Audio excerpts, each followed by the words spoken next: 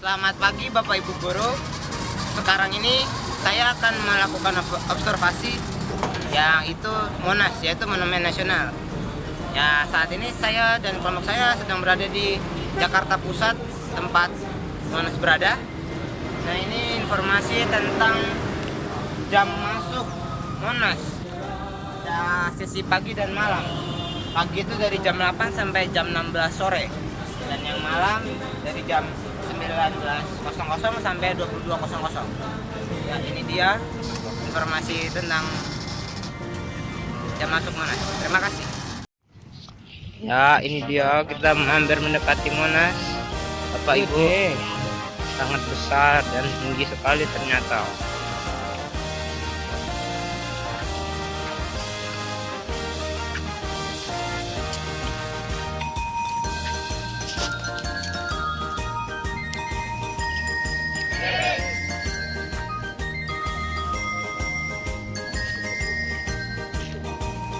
Ada macing band tuh. Kotor, jadi haji tinggal aja ntar juga mereka nyari juga. Oke, kita hampir mendekati Monas ya.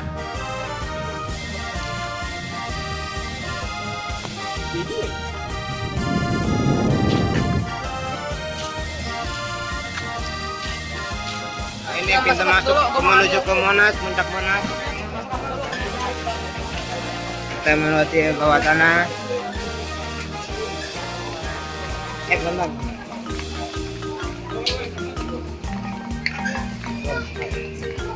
Kita masuk ke bawah tanah. Kenapa? Nggak apa-apa. Bisa buka lah nanti.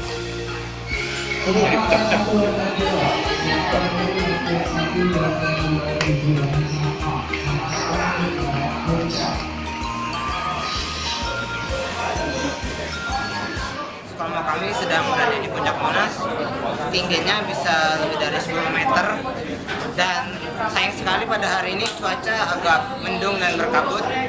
Jadinya view-nya tidak kelihatan bagus seperti biasanya. Oke. Seperti Anda lihat dari sini, kan bisa melihat hampir seluruh Jakarta, kota pusat ya. Berapa? Dari puncak Monas. Pemandangan yang indah. Dan di sini juga Anda bisa melihat lebih jauh lagi dari Jakarta menggunakan ini. Dan sedang digunakan ya.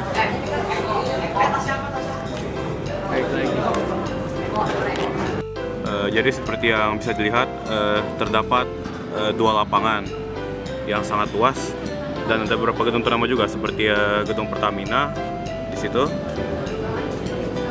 Pramuka juga tuh. Dan juga ada gedung Pramuka serta stasiun. Iya. Stasiun kereta api. Ya, sekarang kita berada di Kawat Monas. Kawat Monas itu adalah lantai 2-nya Monas.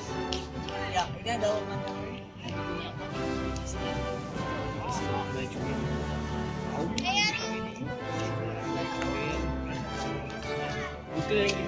Ini dia gedung-gedung pencakar langit yang ada di ibu kota Jakarta. Sangat banyak pemandangannya. Pada hari ini agak mendung, jadinya tidak cerah. Ya, kebersihan di Monas juga terjaga ya. Ini sangat bersih. Di setiap sudutnya memiliki tempat sampah yang berwarna hijau.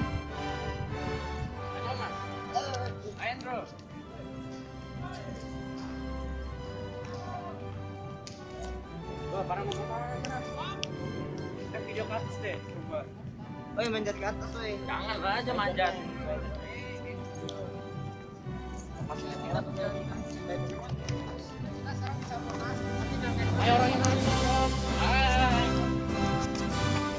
Ya, di depan saya ada gedung Kementerian Komunikasi dan Informatika Republik Indonesia yang berwarna biru. Sebelah kanannya ada RRI Radio Republik Indonesia.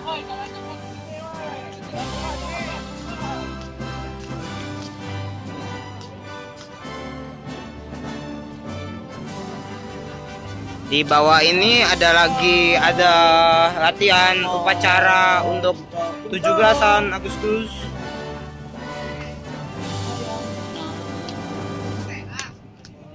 Itu yang ada kubah besar itu Masjid Istiqlal Jakarta, dan sebelahnya ada menara tinggi itu Gereja Katedral Jakarta. Sampingnya ada gedung Pertamina. Sini ada tulisan bersejarah, tulisannya kita membangun Tugu Nasional untuk kebesaran bangsa. Saya harap seluruh bangsa Indonesia membantu pembangunan Tugu Nasional itu. Nah, ini ditulis oleh Soekarno pada tanggal 29 Juli tahun 1963. Lanjut, di sini ada terowongan atau pintu masuk. Ini buat jalan ke itu tadi di sana. Terus di sini tuh ada ruang museum sejarah. Di sini tuh isinya banyak tentang peristiwa yang terjadi, apalagi tentang Monas. Ayo lanjut ke sini. Terus di sini ada gambar dari lidah api emas di atas, lidah api kemerdekaan namanya. Nah, ini tuh pokoknya tuh terbuat dari emas asli.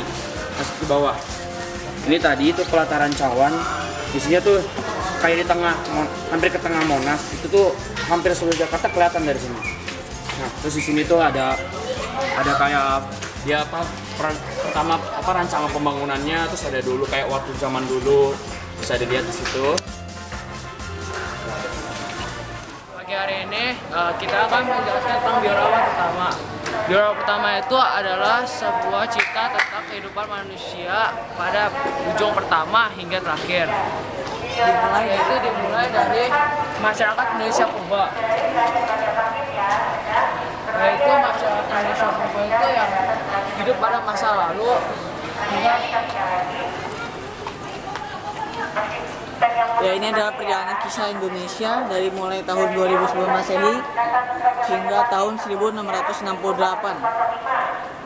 Ya, ini ada Waringin Saptadam, Candi Jawi, Panduan Siviasme.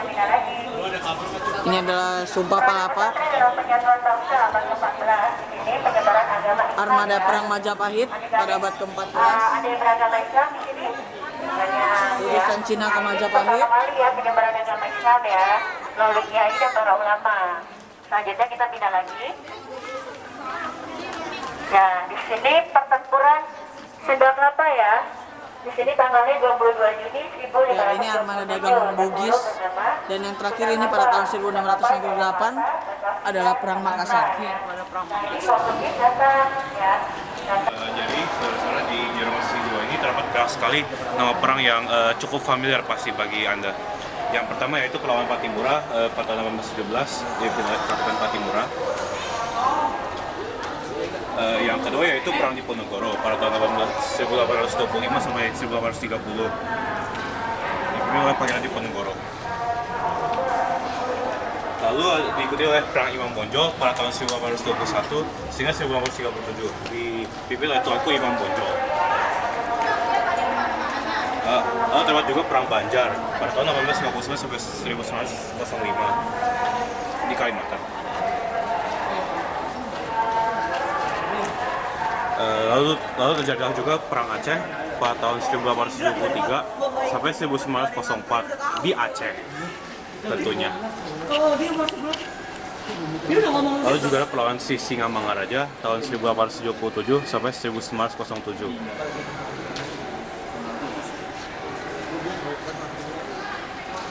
Diikuti oleh pertempuran Jagaraga tahun 1848 sampai 1849. Lalu juga terjadilah tanam paksa oleh para penjajah Belanda dari tahun 1830 sampai 1870.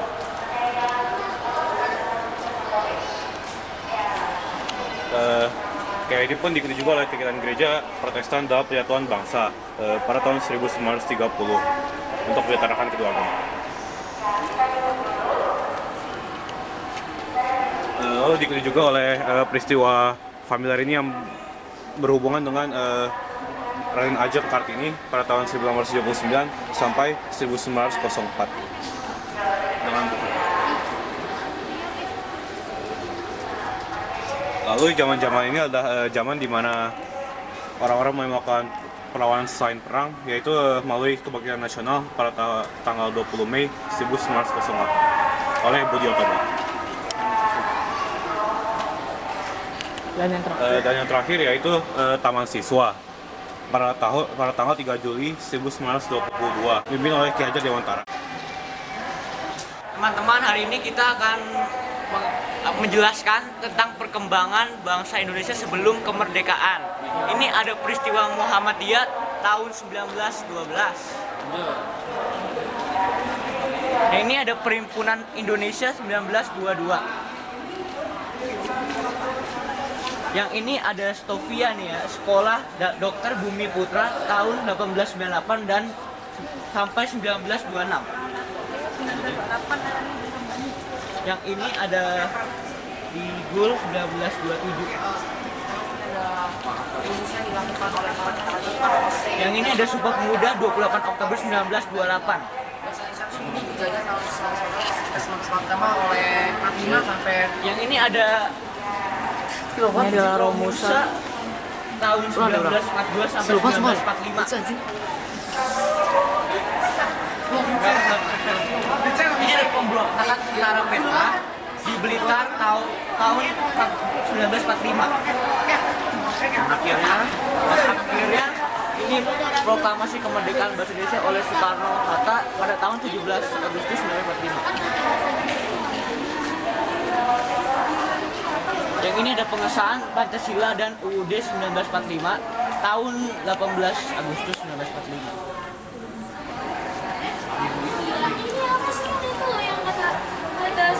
Ini ada hari lahir Abdi tanggal 5 Oktober 1945. Dia itu pakai sistem apa Ini ya? pertempuran Surabaya ya, 10 November 1945 di Surabaya. Nah itu aduh. Ini kegiatan Gereja Katolik Roma dalam proses penyatuan bangsa. Tahun 1936 ya.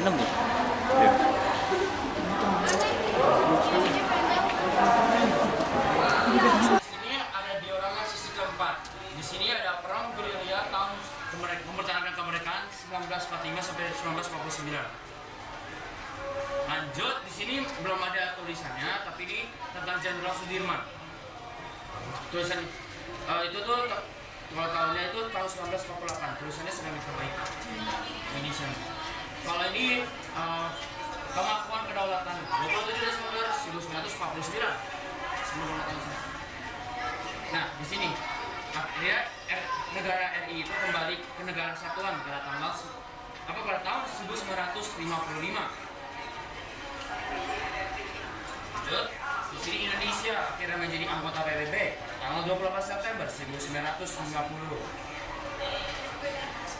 Lanjut, ini dia Konferensi Asia Afrika 18 sampai 20 April 1955. Ini dia pemilu pertama dilakukan pada tahun 1955 untuk memilih DPR.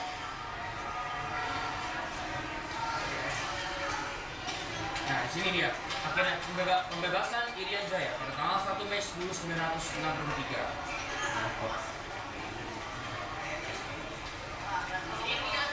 ini dia. Akhirnya ini dia. Hari Kesaktian Pancasila. Tanggal 1 Oktober 1965. Nah, ini dia. Ini aksi-aksi tuntutan rakyat pada tahun 1966 di depan Monas.